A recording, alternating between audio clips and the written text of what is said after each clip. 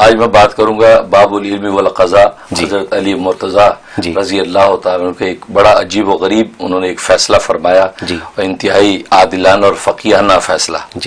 ہوا یہ کہ دو شخص آپ کی خدمت میں آئے اور انہوں نے کہا کہ ہم مسافر تھے, سفر میں جا رہے تھے اور ہمارے پاس 8 روٹیاں تھیں. ایک نے کہا 5 میری تھی, 3 اس کی تھی. ہم یہ سفر میں تھے تو ایک جگہ ہم بیٹھے کھانا کھانے کے لیے, تو ایک تیسرا شخص کوئی آ گیا تو ہم نے اس کو بھی شریک کر لیا, تو برابر حصہ کے ساتھ ہم نے کھانا کھایا. تینوں نے جب کھا لیا تو وہ جو تیسرا شخص آیا تھا اس نے ہمیں 8 دینار دیے. 8 دینار دے کر چلا گیا. اب اس کی تقسیم میں ہمیں تنازع پیدا ہو گیا. 5 روٹی والا کہتا ہے کہ اس میں 5 دینار میرے, اور 3 والے کو کہا کہ 3 دینار تیرے. وہ 3 والا کہتا نہیں, آدھو آدھ تقسیم کرے کیونکہ لینے والے 2 ہیں. جب 2 ہیں تو آدھو آدھ ہونا چاہیے. 4 میرے 4 تمہارے, تو 5 اور 3 نہیں ہونے چاہیے. تو یہ ہمارا جھگڑا ہے, آپ فیصلہ کر دیں.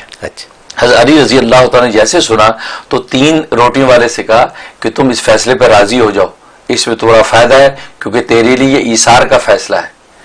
تو وہ کہتا ہے نہیں جی نہیں, آپ انصاف کریں, انصاف کا فیصلہ یہ کہ آدھو آدھ ہونے چاہیے.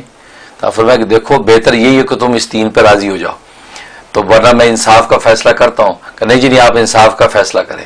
تو حضرت علی نے فرمایا کہ 7 دینار 5 روٹیاں والے کے ہوں گے اور تو 1 دینار تمہارا ہوگا. وہ کہتے یہ کیا بات ہوئی, میں 4 لینا چاہ رہا ہوں, آپ نے الٹا 1. کہتا نہیں, انصاف کا فیصلہ یہی ہے. وہ ایثار کا فیصلہ تھا کہ تمہیں 3 مل رہے تھے, اب تیرا 1 دینار ہے, اس کے 7 دینار. کہتے جی آپ اپنی اس انصاف کی حقیقت سمجھائیں, ہمیں سمجھ میں نہیں آئی. لوگ بھی بڑے حیران سارے کی حضرت علی کا عجیب فیصلہ. آپ نے فرمایا کہ 5 روٹیاں اس کی تھی, 3 روٹیاں تمہاری تھیں. اب جب بیٹھے تو تیسرا شخص آ گیا. اب کھانے والے 3 ہیں اور روٹیاں ٹوٹل 8 ہیں, اور سب نے برابر کھایا. تو چنانچہ ایک روٹی کے 3 برابر حصے آپ کریں. 3 برابر حصے کیے تو 8 تھی اور 24, تو 24 ٹکڑے بنے. جب 24 ٹکڑے بنے اور ہر ایک نے برابر کھایا تو ہر ایک نے کتنے 8 ٹکڑے کھائے.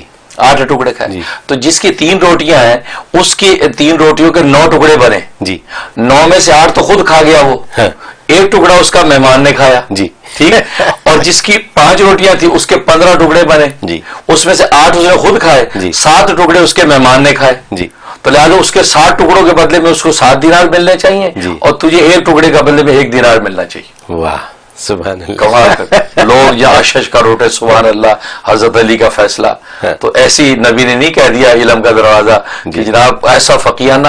اور لکھا ہے تب مورخ نے کہ یہ آپ نے اس پر سوچا نہیں, جیسے اس بندے نے بات کی تو آپ نے فوراً فرمایا کہ یہ ایثار کا فیصلہ تیرے حق میں, اچھا لے لے.